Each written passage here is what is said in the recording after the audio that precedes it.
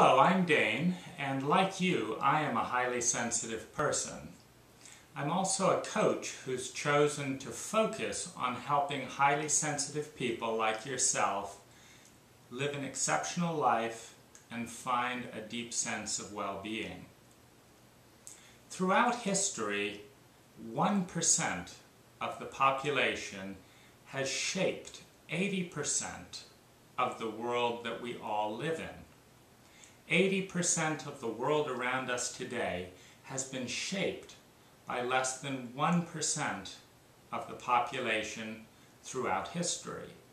Whether that was Steve Jobs inventing the iPod that we all listen to, whether that was Gates and the whole revolution of personal computing, whether it was Napoleon and his skill in changing boundaries and conquering the globe, or Henry Ford and the industrialization of the automobile. 1% has shaped the history, has shaped the world that we all live in. And what's common, but not necessarily commonly taught about each of this 1% is that each individual has had an unusual gift, an unusual sensitivity, whether it's Napoleon and his troop movements, or an unusual ability to imagine and think outside the box in a way that is so real that they're willing to bet on it. They're willing to go against the grain, go against the common wisdom, and make it happen.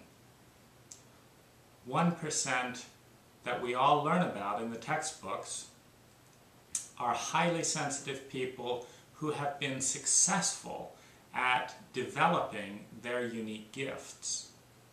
What happens to most of us, however, in the 20% of the population who have some form of unusual sensitivity, is that the exact opposite happens.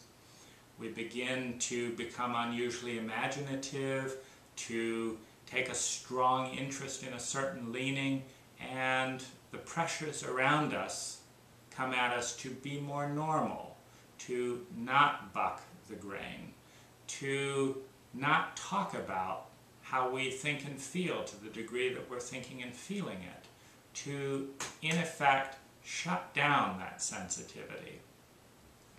Now, it's unfortunate that as sensitive people, many of us, be unusually affected by the feelings, the thoughts of those around us.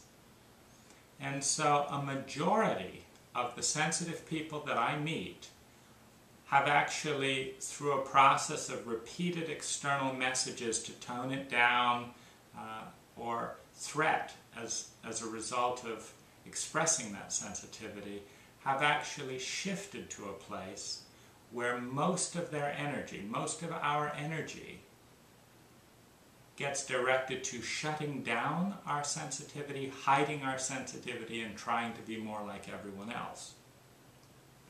What I'd like to help you do is the exact opposite.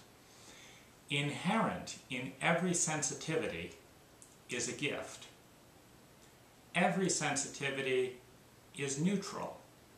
It's simply an unusual ability to perceive information in a certain way.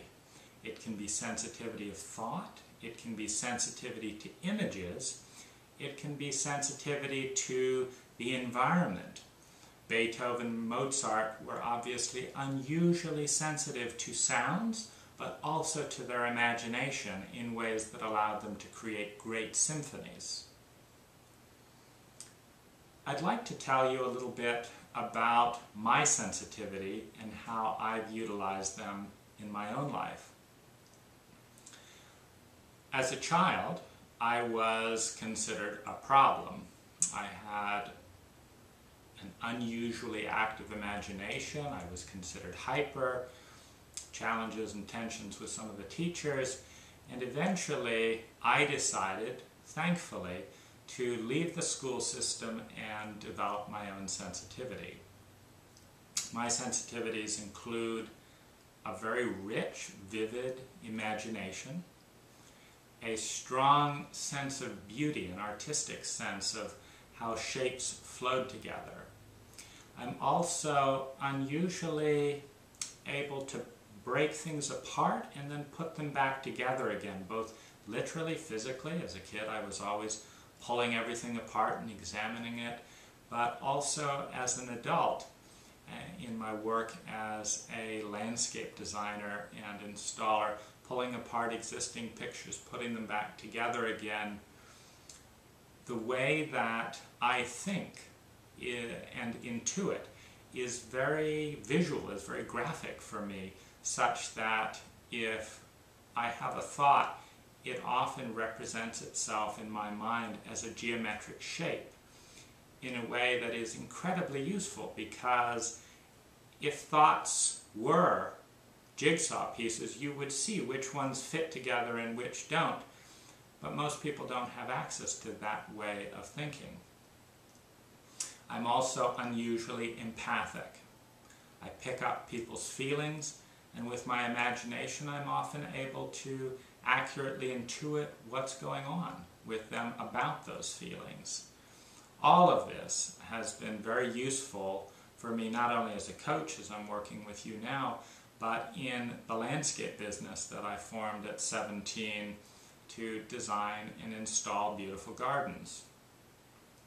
I used my sensitivities not only to become a good designer, but more importantly, a good communicator, helping my clients see the pros and cons of different ideas, helping them see the big picture, and also using my empathic abilities to find a way that we'd not only create a good garden, but that would leave them really happy.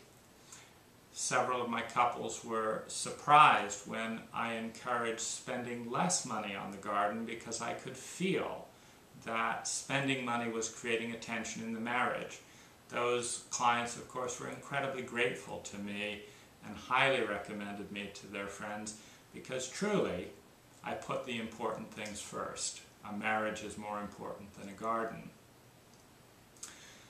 As a result of using my sensitivities well and of taking the time to develop them, I was able to turn my gardening business into an incredibly successful company that allows me to work 3 to 6 months of the year, make hundreds of dollars an hour in the hours that I work, and thus fund a very rich lifestyle that gives me lots of free time, flexible time, soothing work that I enjoy, and also the money to invest in a line of bronze, stone, and crystal water sculptures. The time to take off work and write some of the books that I highly recommend you check out on relationships and sensitivity.